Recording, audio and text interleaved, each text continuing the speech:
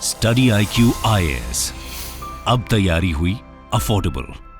Welcome to study IQ IAS। इस journey में अगर आप हैं, यानी कि यूपीएससी सिविल सर्विस एग्ज़ाम की जर्नी, तो कितने ही ऐसे मौके आते हैं जब आप अपने ऊपर सवाल करने लगते हैं और उस वजह से जो एफ़र्ट आपको करने चाहिए उसके मोमेंटम में कुछ कमी आ जाती है। आज हमारे साथ हैं ऑल इंडिया रैंक 15 2023 का जो अभी रिज़ल्ट आया है, मिस्टर कुणाल। और इनकी जर्नी से आपको पता लगेगा कि अगर आप अपनी तैयारी को समय समय पर एसेस करते रहें, विश्वास रखें, तो आप वहाँ तक पहुँच सकते हैं जहाँ पर आपको पहुँचना है। Welcome to the session, welcome to the interaction Kunal. Thank you sir. तो कुणाल ऑल इंडिया रैंक 15 तो IAS जाने वाले हैं और आपका जो कार्डर आपने चूज़ किया है वो भी आई थिंक मिल ही जाएगा। बिल्कुल सर। और PSR ऑप्शनल है कुणाल का, और PSR ऑप्शनल के बारे में भी बातचीत करेंगे, ओवरऑल तैयारी के बारे में बातचीत करेंगे। कुणाल, शुरू करते हैं आपकी स्कूलिंग से। सर मेरे फादर क्योंकि इंडियन पुलिस सर्विस में हैं तो बहुत ज़्यादा ट्रांसफ़र होते थे हमारे, तो मैं भी 4-5 स्कूलों से पढ़ा हूँ। मैंने अपनी जो प्राइमरी स्कूलिंग है वो होली क्रॉस स्कूल अगरतला से की। फिर मैं कुछ दिन दिल्ली में भी पढ़ा संस्कृति स्कूल में। उसके बाद फिर मैं वापस होली क्रॉस स्कूल में पढ़ने गया। क्लास 10 मैंने वहाँ से किया। Then I move to Lucknow, जहाँ मैंने CMS गोमती नगर से अपना 11th and 12th किया। उसके बाद सर फिर मैं वहाँ से अपने ग्रेजुएशन के लिए बिट्स पिलानी चला गया और 2021 में मैंने ग्रेजुएशन किया। स्टूडेंट्स को बताएंगे कि फर्स्ट ईयर में मार्क्स थोड़ा ज़्यादा कम आ गए थे, फेल होते हुए बचे थे। हाँ सर। और उसके बाद से मोमेंटम आपने बनाया पढ़ाई का। सर फर्स्ट ईयर में मेरी जो CGPA थी वो काफ़ी कम थी। It was I think 5.4। और मेरे का जो उसका मुख्य रीज़न था because I was quite active in student politics. तो मुझे पहले से थोड़ा पॉलिटिक्स वगैरह में इंटरेस्ट था। तो फर्स्ट ईयर में मैंने भी जो हमारे कॉलेज में स्टूडेंट यूनियन के इलेक्शंस होते हैं उसमें बढ़ चढ़ के पार्टिसिपेट किया। अच्छा। और शायद वहाँ मैं अपनी पढ़ाई थोड़ी भूल गया। अच्छा। जिसकी वजह से मेरे को रिपरकशन फेस करना पड़ा। लेकिन बाद में मैंने सर समझ लिया कि पढ़ाई काफ़ी इंपॉर्टेंट है। तो फिर मैंने अपना वहाँ पर भी पढ़ाई के लिए जो भी मैं टाइम एलोकेट कर रहा था उसको मैंने बेटर बैलेंस करना शुरू कर दिया। फाइनल CGPA तो आपका 7.5 के आसपास आ गया था। हाँ सर, फॉर्चुनेटली ऑनलाइन का भी जो था उस समय उस वजह से थोड़ी मदद मिली। लेकिन हाँ, मैंने उठा लिया अपने आप को। आप स्टूडेंट्स को बताएंगे कि क्या स्कोर मैटर करता है ग्रेजुएशन का? कितने सारे ऐसे स्टूडेंट्स होते हैं उनको लगता है यार हमारे 65% थे, 70% थे, and there are people from esteemed institutions और टॉप स्कोरर्स, शायद उनको ज़्यादा प्रेफरेंस मिल जाएगी। एक मिथ है। तो आप भी क्या इस डिलेमा में थे कभी? सर मैं भी, क्योंकि सिर्फ 70-72% मेरी ग्रेजुएशन के टाइम रही, तो मुझे भी काफ़ी रिपरकशंस प्राइवेट सेक्टर में ज़रूर फेस करने पड़े। क्योंकि वहाँ पे सर काफ़ी कंपनियों के कट ऑफ्स होते हैं कि इसी CGPA के ऊपर वो इंटरव्यू लेंगे। लेकिन UPSC एक ऐसा अरीना है जहाँ पे सब बराबर हैं। तो कॉलेज का क्या आपकी CGPA है, क्या बैकग्राउंड है आपका, आप कहाँ से पढ़े, वो सब मैटर नहीं करता। तो प्राइवेट सेक्टर में ज़रूर मैटर करता है, लेकिन UPSC I think is a level playing field. Private sector में भी आई थिंक एंट्री पॉइंट पे ज़्यादा मैटर करता है। और एक बार आप जब सर आ जाते हैं, जैसे हमारे कॉलेज में सर प्लेसमेंट्स होते थे, तो वहाँ पे जो आप जैसे आपने कहा कि एक एंट्री लेवल CGPA उनको चाहिए, उसके बाद फिर आपका मेरिट है। लेकिन वो कट ऑफ पार करना मेरे लिए मुश्किल हो गया था काफ़ी सारे इंटरव्यूज़ के लिए। तो इस वजह से थोड़ा बहुत दिक्कत हुई मेरे को। सो पहला अटेम्प्ट इंटरव्यू तक, सेकंड अटेम्प्ट में प्रीलिम्स नहीं। हाँ सर। तो जब प्रीलिम्स क्लियर नहीं हुआ था तो कोई डाउट्स आए थे कि दोबारा प्राइवेट सेक्टर ज्वाइन कर लेता हूँ, या फिर अब दोबारा से 1-2 साल लग जाएंगे? क्या चल रहा था उस टाइम पर, कैसे उसको डील किया? सर दोनों ही थॉट्स चल रहे थे दिमाग में। एक तो ये था कि मैंने जब अपना फर्स्ट अटेम्प्ट दिया था तो मैं काफ़ी कॉन्फिडेंट हो गया था कि तो निकल ही जाएगा। फिर वो नहीं निकला, चलो मान लिया कोई बात नहीं। फिर उसका प्रीलिम्स दोबारा नहीं निकला, तो फिर मुझे सर शौक खुद पे होने लगा कि क्या मैं इतना कैपेबल हूँ इस एग्जामिनेशन को क्लियर करने का। वो सेल्फ डाउट क्रीप इन हो गया। तब मैंने सोचा था कुछ दिनों के लिए कि मैं प्राइवेट सेक्टर में जाके अपना हाथ आजमाता हूँ। मेरे पास फॉर्चुनेटली इंजीनियरिंग की डिग्री भी थी। लेकिन फिर सर मैंने जब ये अपने रेज्यूमे वगैरह बनाना शुरू किया, तब फिर मेरे को वही थॉट वापस याद आई, जिसकी वजह से मैंने सिविल सर्विस की प्रिपरेशन शुरू की। एंड दैट वाज कि सोसाइटी को मैं कैसे कंट्रीब्यूट कर सकता हूँ, और उसमें मुझे प्राइवेट सेक्टर में अपना फ्यूचर नहीं दिख रहा था। तब फिर सर मैंने अपना करेज मस्टर किया। मेरे पेरेंट्स ने भी काफ़ी सपोर्ट किया उस समय। कुछ मेरे स्कूल के फ्रेंड्स, कुछ मेंटोर्स मेरे, उन सब की वजह से मैंने सोचा कि चलो एक बार इस नदी में घुस गए हैं तो पूरा पार कर ही लेते हैं। तो फिर मैंने थर्ड अटेम्प्ट की शुरुआत की। ठीक है। तो प्रीलिम्स के बाद ये मोमेंटम जो ब्रेक हुआ था पढ़ाई का, फिर वो कितना टाइम लग गया था लगभग? सर मुझे अभी भी याद है 4 जून को प्रीलिम्स था उस साल। मुझे 5 जून को पता चल गया था कि मेरा नहीं हो रहा क्वालिफाई, क्योंकि मैंने आंसर की चेक कर लिया था। फिर 2 हफ्ते मैं उदास में बनाया मैंने, एकदम देवदास की तरह था कि किसी से बात नहीं करना, ज़्यादा इंटरेक्शन मिनिमम रखना, कमरे तक सीमित हो जाना, वो सब चीज़ें नेचुरल भी थी मेरे ख्याल से। और लुकिंग एट फ्रॉम टुडे मुझे ख्याल से वो 2 हफ्ते बहुत ज़रूरी भी थे, वो अकेलापन और वो डिप्रेशन, क्योंकि that help me to know myself better कि मेरी क्या लिमिटेशंस हो सकती हैं। और तब मैंने रियलाइज़ किया कि मेरी लिमिटेशंस हैं और मुझे इस अगर फेज़ में मैं ज़्यादा दिन रहूँगा तो शायद मैं डिप्रेशन की तरफ ज़रूर बढ़ पाऊँ। तब फिर मैंने ये डिसाइड किया कि मैं इससे निकलने के लिए क्या किया जाए। तो बचपन से मैं एक थोड़ा कम्पिटिटिव नेचर का रहा हूँ, तो मुझे हमेशा से लगता है कि मैं अगर अपने आप को कुछ एग्ज़ाम्स या कुछ ऐसे कॉम्पिटिटिव इन्वायरमेंट में रखूँ जहाँ मुझे कुछ फिक्स्ड रिजल्ट्स अचीव करने हो तो मैं बेटर परफॉर्म कर पाता हूँ। तो फिर मैं 20 जून को मुझे याद है मैंने इनरोल कर लिया टेस्ट सीरीज़ में। फिर तो मैंने सबसे पहले ये किया और कुछ मैंने ऑनलाइन मेंटरशिप्स में भी इनरोल कर लिया ताकि कम से कम जो मेरी मेंटल हेल्थ है वो मैं डिस्कस कर पाऊँ। अब फ्रेंड्स के साथ भी डिस्कशन थोड़ा मुश्किल हो जाता है because most of my friends were in the private sector, तो वो मेरे साथ एसोसिएट नहीं कर पाते कि मैं क्या प्रॉब्लम्स फेस कर रहा हूँ। तब फिर जो मेरे मेंटर्स जो यूपीएससी से रिलेटेड है वो वहाँ पे काम आए। तो फिर मैंने टेस्ट सीरीज में एक बार जब मैं जुटा तो फिर मैंने यूपीएससी का उन्हें भूल गया और मैं उन टेस्ट में ही फोकस करता रहा। फिर तो हम ये कह सकते हैं कि स्टूडेंट्स को ये जानना चाहिए कि अगर स्पेसिफिक मेजरेबल रिजल्ट्स एसएमआरस हैं आपकी तैयारी में, बिल्कुल सर, तो वो आपको कॉन्फिडेंस देगा। बिल्कुल। और मेंटरिंग में भी आपको यही बताया गया कि अल्टीमेटली इस पे फोकस करो, छोटे छोटे गोल्स को पाते रहो, अल्टीमेटली पहुंच जाओगे और पहुंच गए। सर वही सर, मैक्रो टारगेट्स में जब आदमी बहुत फोकस करता है तो वो ओवरवेल्म हो जाता है। Exactly. अगर मैंने 2022 में सोचा होता कि मैं 2023 का आईएएस क्रैक करूंगा तो भी उसका रिजल्ट 2024 में आता जो इस साल आया, मतलब तब भी 2 साल लगते हैं। तो इतनी बड़ी प्लानिंग कोई नहीं कर सकता। तो अपनी प्लानिंग को आप मंथ्स और उससे भी छोटे वीक्स में तोड़ लीजिए तो आपको सोचने में भी आसानी होगी और मेरे ख्याल से इतना एंग्जाइटी भी नहीं होगा आपको। अच्छा, एक और बड़ा पॉइंट है, स्टूडेंट्स बनाते हैं टाइम टेबल, शायद ही ऐसा कोई एस्पिरेंट होगा जिसने कभी अटेम्प्ट ना किया हो टाइम टेबल बनाना, राइट? और फेल भी बम्पर वे में होते हैं। हाँ सर, अटेम्प्ट मतलब हो ही नहीं पाता, टाइम टेबल फॉलो नहीं हो पाता। तो ऐसे में आपने उस सिचुएशन को कैसे डील किया? क्योंकि कई बार तो ऐसा लगता है कि टाइम टेबल बना लिया अब हम उसके गुलाम हो गए। बिल्कुल सर। और गुलाम हमेशा आज़ाद होना चाहता है और फिर वो आज़ाद होना चाहते हैं। हाँ सर। आज़ादी के लिए जो एक्टिविटीज़ वो करते हैं फिर वो गिल्ट ट्रैप में हो जाते हैं। बिल्कुल सर। फिर वो मेंटर के पास आते हैं, टीचर के पास आते हैं कि सर देखो ये रास्ता था, ये हो ही नहीं रहा। तो उसमें कई बार ऐसे स्टूडेंट्स भी होते हैं, उनको लगता है कि यार अब शायद ये हो ही नहीं पाएगा। कितना ज़्यादा टैलेंट है जो उस टाइम वेस्ट हो जाता है, वो अपने आप को गिल्ट ट्रैप में कर लेते हैं। तो इसको आपने कैसे डील किया, बताइए। सर सबसे पहले तो मैं टाइम टेबल ही बनाया, क्योंकि मुझे पता था टाइम टेबल मैं जैसे ही बनाऊंगा, और मैंने काफ़ी यूट्यूब की रील्स वगैरह देखी कि वो एक एक आपका मिनट को माइक्रो मैनेज कर रहे हैं। वो तो सर मुझे बिल्कुल ही समझ में कभी नहीं आया। तो मैंने सर सोचा कि टाइम टेबल अब नहीं बनाऊँ, अब मैं अपने को डिसिप्लिन कैसे रखूँ, because that is more important, time table is not important. अब वो डिसिप्लिन का या तो टाइम टेबल तरीका हो सकता है जो स्टूडेंट्स फॉलो करते हैं, या जो मैंने फॉलो किया वो था टास्क बेस्ड, जो आपने एसएमआरस की बात की। तो मेरा डिसिप्लिन ये था कि मुझे ये टास्क कंप्लीट करना है, हाउएवर लॉन्ग इट टेक्स। अब उसमें मैं अपने आप को डिसिप्लिन रखता था कि भाई अगर मेरे को एक टेस्ट देना है, इस टेस्ट में मेरे को इतने मार्क्स लाने हैं, तो मेरे को इतना पढ़ाई करनी ही पड़ेगी। अब वो अगर मेरी एफिशिएंसी अच्छी थी कुछ दिनों में तो मैं ज़्यादा जल्दी कर लेता था। कुछ बैड डेज होते हैं उसमें आप इतनी एफिशिएंसी नहीं कर पाते हो, तो फिर मैं उस दिन थोड़ा कम पढ़ता था या ज़्यादा अपने आप को पनिशमेंट देता था। पनिशमेंट क्या देते थे? सर जैसे कुछ कुछ अच्छी चीज़ें मुझे जो लगती है मैं अपने आप को उससे दूर कर लेता था। ठीक है। जैसे कुछ अच्छा खाने का कोई चीज़ हुआ तो अगर किसी ने टास्क अचीव कर लिया तो ज़्यादा ले लो, और नहीं अचीव किया तो उसको हटा दो। नेटफ्लिक्स का टाइम हो गया, यूट्यूब का टाइम हो गया, या दोस्तों से बात करने का टाइम हो गया, तो उसको मैं ऊपर नीचे करता था depending upon how well I have achieve my task. Netflix, YouTube, कोई अदर सोशल मीडिया प्लेटफॉर्म भी यूज़ कर रहे थे? सर टेलीग्राम एक यूज़ कर रहा था। अच्छा। लेकिन प्राइमरीली मैं अपना OTTs मैं काफ़ी ज़्यादा शौकीन हूँ टीवी सीरीज़ वगैरह देखने का। तो पूरे प्रिपरेशन के दौरान मैंने शायद कोई भी ऐसी टीवी सीरीज़ नहीं होगी जो नहीं देखी होगी। अच्छा। तो वो मेरा सोर्स ऑफ एंटरटेनमेंट था। हाँ, लेकिन वो टीवी सीरीज़ देखी जरूर, but they were actually connected to your goal completion से काफ़ी हद तक कोशिश करी होगी एटलीस्ट। नहीं सर, क्योंकि अगर आप पूरे दिन सिर्फ गोल में ही जिएंगे तो आपके पास कुछ और लाइफ बचेगी नहीं। ह्यूमंस एक मल्टी डिमेंशनल एनिमल है, उसको अपने सारे जो लीजर्स हैं वो भी पूरे करने हैं, टास्क भी अचीव करना है, और वो बैलेंसिंग का नाम ही आपका मैनेजमेंट है। तो मैंने टीवी सीरीज ट्राई करता था, जैसे आपने बोला कि जो मेरा उससे रिलेटेड हो, लेकिन बहुत जल्दी मैं बोर हो जाता था।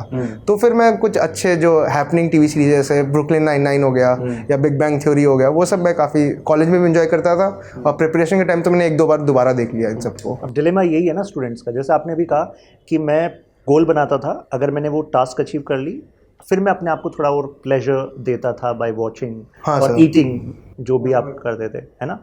तो अब एक बार सीरीज स्टार्ट करी, but the way these OTT platforms are made, they actually hook you, right. बिल्कुल सर। फिर उसके बाद एक से दूसरा हो फिर ऐसा हुआ कि पूरी रात चली गई, दिन चला गया। अब ये हो रहा है स्टूडेंट्स के साथ, तो इसको कैसे मैनेज कर रहे थे? सर मैं वैसी टीवी से देखता ही नहीं था। अच्छा। जो हुक करती थी, जैसे बिग बैंग थ्योरी है सर, वो उसके 20-20 मिनट के एपिसोड्स हैं, तो आप एक देखेंगे नेक्स्ट देखने का वो मन भी नहीं करेगा क्योंकि दे आर नॉट कनेक्टेड। लेकिन हाँ, कुछ कुछ ऐसी टीवी सीरीज है जिसको मैं रेजिस्ट खुद भी नहीं कर पाया। और sir at the end of the day you have to realise that UPSC is a very big journey. 1.5-2 साल लगेंगे आपको, और अगर अपने आप को इतना रिस्ट्रिक्ट हर स्टेप पे कर दिया तो आपका ह्यूमैनिटी गायब हो जाएगा। बिल्कुल। तो आपको बैलेंस करना है। और मैं वही बार बार कह रहा हूँ कि आपको अपना टास्क अचीव करना है। It's not about how much time you invest, it's not about how well you invested, it's about कि आप कितने एफिशिएंटली एग्जिस्टिंग टाइम को टास्क अचीव करने में यूज कर रहे हैं। And that is I think the core for this particular preparation. मतलब ज़्यादातर स्टूडेंट्स जो है फोकस करते हैं क्या नहीं करना है, हाँ सर। और वो अपने आप को बांधते रह जाते हैं। बिल्कुल सर। पर अल्टीमेटली कहीं बांधना नहीं है, you have to actually enjoy this journey right sir. And make best use of it. मतलब हम तो ये कहते हैं कि यार एक बार आप इस जर्नी में आ गए, अगर आप शिद्दत से मेहनत कर रहे हो, एब्जॉर्ब कर रहे हो इस कंटेंट को, एक्सपोज हो रहे हो इस कंटेंट से, तो ultimately you will be a different person altogether when you are on the other end of this tunnel. Right sir. तो ऐसा होता है। तो वही है, बड़ी सही बात कही कुणाल ने कि ह्यूमैनिटी को मत मारो, अपने इंसान बने रहो। ठीक है। ज़्यादा अगर आपने यही मैकेनिकल चीज़ें करने लगी हाँ। तो फिर आप, बहुत लोगों को ऑब्सेसिव कंपल्सिव डिसऑर्डर भी हो जाता है। ये इसको यहीं रखना है, इतने मुझे शुरू करना है, इतने मुझे खत्म। Now this discipline is good for certain aspects, लेकिन ब्यूरोक्रेसी में भी you need humanity, compassion, objectivity, आपका trust based governance, reaching last mile connectivity. These are all derivatives of your fundamental human emotion to actually help others, और इसी के लिए bureaucracy में आते हैं। तो इसको मत लूज करिए, जो अपनी ओरिजिनलिटी है। बिल्कुल। और एक बात आपने बिल्कुल सही कही कि अल्टीमेटली इट इज़ अबाउट मतलब how you are approaching those things. Right sir. तो कई बार लगता है कि जो तैयारी का गेम है ना वो बुक्स में है, नोट्स में है, बट तैयारी का गेम यहाँ पर है। So you have to groom yourself in such a manner so that you are able to balance that. वो बैलेंस आना बहुत ज़रूरी है, ऐसी हैबिट्स आना बहुत ज़रूरी है। अगर वो हैबिट्स आ गई तो आई थिंक फिर मोमेंटम बन जाएगा। हाँ सर, सही बात है। उस पर फोकस करना ज़रूरी है। कॉलेज के बाद जब ये तैयारी में आए तो PSR आपने ऑप्शनल लिया, तो वाई PSR बताइए स्टूडेंट्स को। सर मेरे लिए शॉर्टकट ही था एक तरीके से, क्योंकि जब मैंने अपने प्रीलिम्स की तैयारी 2021 जनवरी में सोचा कि I will be doing this particular examination, और उस समय मई में था, तो मुझे फिर कोई एक ऐसा ऑप्शन चाहिए था जो मेरा सारा GS का भी कुछ ओवरलैप आ जाए, और जिसका गाइडेंस बहुत इजीली अवेलेबल हो मार्केट में, और दोनों ही पहलू पे PSIR बहुत अच्छे से खरा उतरा। प्लस जैसे मैंने आपको कहा कि मेरे को पॉलिटिक्स में इंटरेस्ट था अपने कॉलेज डेज में, तो मैं कुछ पॉलिटिक्स की किताबें भी पढ़ी, प्लेटो वगैरह, फिर तो उससे भी मेरे को अच्छा लगा वो सब पढ़ना उस समय। तो मेरे को लगा कि मेरे इंटरेस्ट भी अलाइन है और मेरे दोनों काम भी हो रहे हैं, तो why not take PSIR as my optional. कुछ स्टूडेंट्स का मानना होता है कि PSR का करंट के साथ काफ़ी ज़्यादा इंटरलिंकेज है। उस चीज़ पर आपका क्या मतलब जर्नी आपकी क्या रही? सर मेरे ख्याल से मिथ एक कि PSIR बहुत ज़्यादा डायनेमिक है। I think it is very static. अगर हम पेपर वाइज इसको डिस्ट्रीब्यूट करें, जैसे पेपर 1 सेक्शन A है, वो आपका western political thought, Indian political thought और कुछ पॉलिटिकल आइडियोलॉजीज़ के बारे में, दैट इज़ एब्सोल्युटली स्टैटिक। हाँ, आप उसमें करंट अफेयर्स एसोसिएट कर सकते हैं to improve the marks, but that does not mean कि करंट अफेयर बेस्ड क्वेश्चंस आ रहे हैं। Similar is for paper 1 section B। उसके भी काफ़ी सारे जो क्वेश्चन हैं वो हर साल रिपीट ही होते रहते हैं, and they are also very static. हाँ, 1-2 क्वेश्चन हो सकता है जो काफ़ी डायनेमिक हो, लेकिन आप उसको लीव करने का आपके पास वेरी वेल ऑप्शन रहता है। जैसे प्रेसिडेंट का हो गया, पार्लियामेंट के ऊपर हो गया, कास्ट हो गया, ये सब पेरिनियल टॉपिक्स हैं जो हर साल पेपर में रिपीट होते हैं। पेपर 2 में सर अगर आप सेक्शन A की बात करें, that is again static, because उसमें सर आपका की कॉन्सेप्ट्स इन इंटरनेशनल रिलेशंस है, कंपैरेटिव पॉलिटिक्स हो गया, आपका सोशल मूवमेंट्स के बारे में बात होती है। हाँ, इसमें आप कंटेंट जैसे बाकी ऑप्शनल्स में है वैसे ही आप करंट अफेयर्स इसमें और ऐड कर सकते हैं to value enrich your answers, but that does not mean that it is current affair based. सबसे ज़्यादा जो करंट अफेयर बेस्ड है जो लोग बोलते हैं, that is paper 1, paper 2 section B, वो प्योरली IR है, बट दैट अगेन मुझे लगता है कि वो करंट अफेयर नहीं है, क्योंकि रिलेशंस कंट्री के बीच में एक साल में चेंज नहीं होते हैं। Exactly. It is formed and transformed over a multiple of years. तो आपको मल्टीपल ईयर एनालिसिस चाहिए। जैसे इस बार भी अगर इंडिया रशिया के ऊपर क्वेश्चन आया, इसका मतलब ये नहीं कि इंडिया रशिया का टाइज अच्छा हो गया है, वो 1970s है, उससे पहले से उतना ही अच्छा परफॉर्म कर रहा है। तो आपको इसको करंट अफेयर्स की तरह नहीं देखना प्रिज्म में, आपको अपने सिलेबस के प्रिज्म से देखना है। And current affairs are just supplements to enrich your answer, they are not replacements of that. Kunal ने जो आपको समझाया कि करंट अफेयर्स कोई अलग से पिलर नहीं है, सबसे पहली बात तो ये कि जो अलग से आपको प्रिपेयर करना होगा। और जीएस में भी अगर आप पॉलिटी और आईआर को कवर करते हैं तो आप करंट की उन थीम्स को तो साथ साथ गो थ्रू करते ही रहते हैं, those which are in news. और आईआर में जैसे IR is not a instant coffee कि भाई एकदम से कुछ रिलेशन में चेंज आ जाएगा। यू कैन से कि अगर कोई समिट्स वगैरह हो रही हैं, they are like garnishing to your answers. बिल्कुल सर, सही बात है, लाइक गार्निशिंग, राइट। अगर 7 डायमेंशन हैं इंडिया रशिया रिलेशन के, तो 7 डायमेंशन हैं, वो 1960s में भी थे, अभी भी हैं। बिल्कुल sir. Same is with US. तो ये एक मिथ है और आपने इसमें हेल्प करी ब्रेक करने में। सर एक है कि पीएसआर में जो इंटरलिंकेज है अक्रॉस द सिलेबस, वो एक ब्यूटी है। बिल्कुल कि सर। आपने एक बार मार्क्स को पढ़ लिया तो मार्क्सिज्म जब आप आइडियोलॉजीज में पढ़ रहे होंगे तो that is going to be a cake walk. Right sir. फिर आप जब आईआर की थियरीज में होंगे और वहां पर भी मार्क्सिस्ट पर्सपेक्टिव इन आईआर आएगा तो then that you will be in ease. Right sir. तो ऐसा नहीं है कि there are silos that you need to prepare. तो ऐसे में आपको नहीं लगता कि स्टूडेंट्स को एक शुरू से ही किसी भी ऑप्शनल को लेना हो, नॉट जस्ट पीएसआर, तो they need to have a overview of the syllabus, understanding of syllabus, not just knowing the syllabus. When they understand the syllabus, then they will be organize the syllabus in a better manner. बिल्कुल तो sir. आपने क्या इस interlinkage वाली approach का इस्तेमाल किया, कैसे किया वो बताएंगे? कुछ नोट्स, क्योंकि एक स्टूडेंट्स को रहता है they have the notes, right, market में नोट्स हैं, कोचिंग से सब नोट्स उनको दिए जा रहे हैं, क्लास से नोट्स दिए जा रहे हैं, बट वो नोट्स पे डिपेंडेंट हो जाते हैं।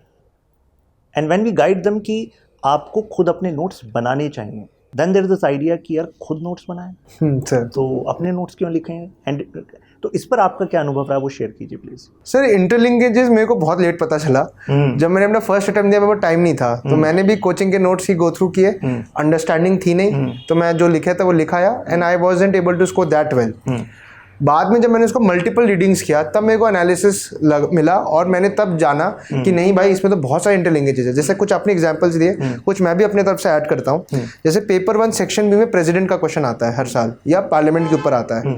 अब आप उसको पेपर 2 सेक्शन ए के सिस्टम अप्रोच से कनेक्ट कर सकते हैं कि प्रेसिडेंट भी एक सिस्टम है और उसके इंटरनल एक्सटर्नल दोनों फैक्टर्स हैं।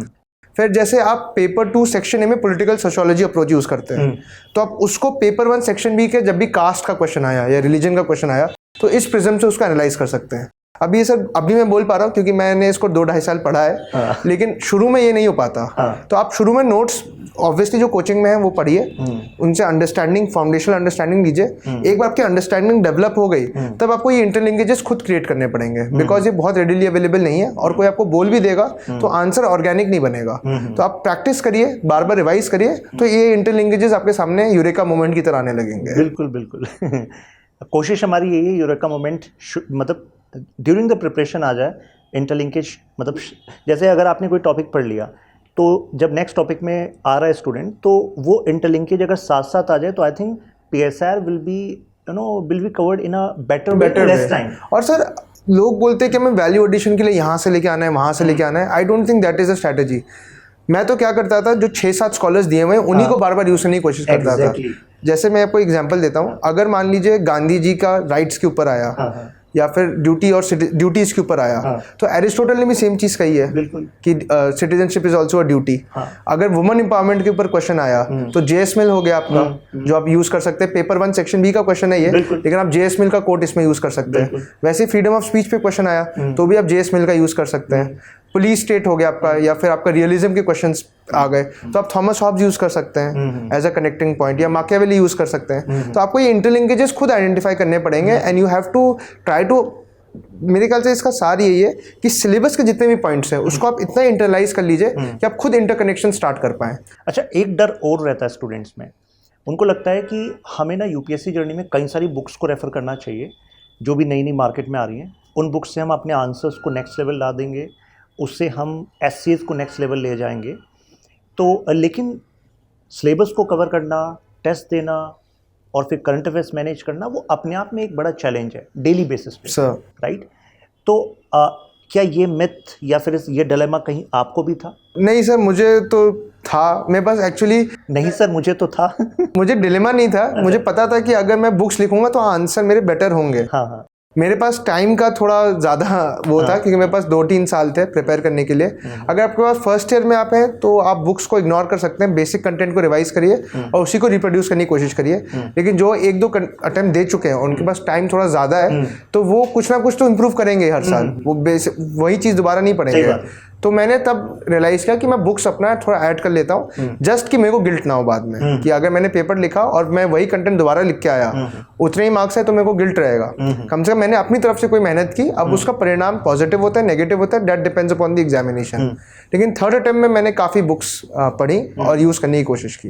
काफ़ी सारी जो समरीज हैं वो आपके न्यूज़पेपर्स में भी आ जाती हैं और आई थिंक यूपीएससी एज अगर हम जर्नी की बात करें तो इंटर डिसिप्लिनरी अगर अप्रोच आपने कर ली तो आई थिंक आपका आर्ग्यूमेंटेशन वैसे भी इम्प्रूव हो सकता है।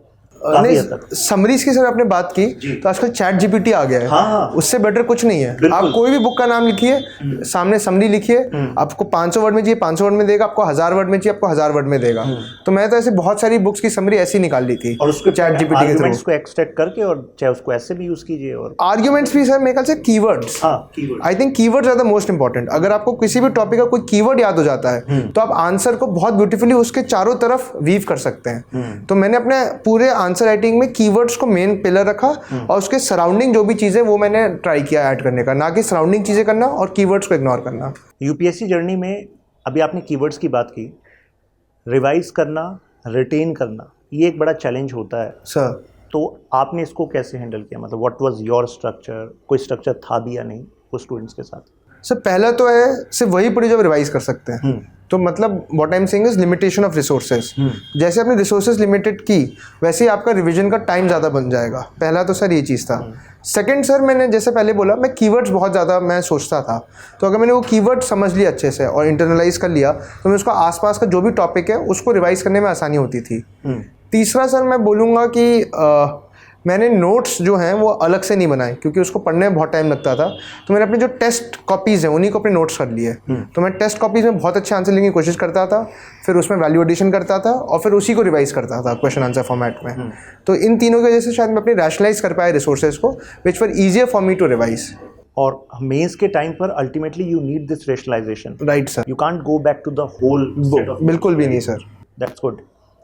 इसके बाद रिटेन करना, तो कई स्टूडेंट्स होते हैं जैसे स्टार्टिंग में लिखा तो मतलब पढ़ा उसके बारे में, अब लिखना स्टार्ट करा तो रिटेंशन में उनको इशू आया, तो इससे कॉन्फिडेंस डाउन होता है and then they have certain dilemma कि यार ये वाले सब्जेक्ट में शायद आई एम नॉट गुड।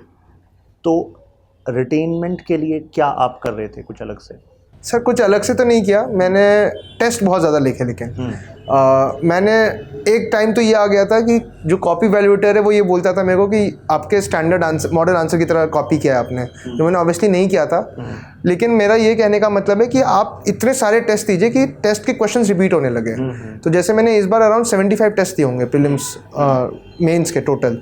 तो जो पहला टेस्ट में शायद आपको ये प्रॉब्लम होगी, दूसरे टेस्ट में शायद सेम प्रॉब्लम होगी, लेकिन थर्ड टेस्ट से आपको दिखने लगेगा कि कुछ कुछ क्वेश्चंस के थीम रिपीट हो रहे हैं। वहाँ पे आपको आंसर जनरेशन करने में टाइम कम लगेगा, तो उससे आपका वैल्यू एडिशन भी हो रहा है, कुछ कुछ आंसर्स में टाइम कम लग रहा है, और तीसरा आपने रैशनलाइज कर लिया अपने रिसोर्सेज को। मैं कहता टेस्ट जितना देना उतना दीजिए, जितना टेस्ट देंगे उतना अच्छा रिविजन होगा। अल्टीमेटली आपके रिफ्लेक्सेस में आ जाना चाहिए आंसर लिखना। बिल्कुल मसल मेमोरी में आ जाना, मसल मेमोरी में आ जाना चाहिए कि क्वेश्चन आया तो I have set of introduction ideas, conclusion. नहीं मतलब सर मैं तो ये था कि अगर क्वेश्चन दिखे तो आपको आपके आंखों के सामने वो ब्लूप्रिंट दिख जाए, ब्लूप्रिंट दिख जाए कि ये इतना स्पेस होगा, इतना ही होगा। एग्जैक्टली। तभी आप टाइमली वहाँ पे पेपर खत्म कर पाएंगे और अच्छे मार्क्स अटेन कर पाएंगे। तभी वो कॉन्फिडेंस आएगा कि हाँ टॉप 15 टॉप 20 वहाँ पर पहुँचेंगे कुणाल की तरह।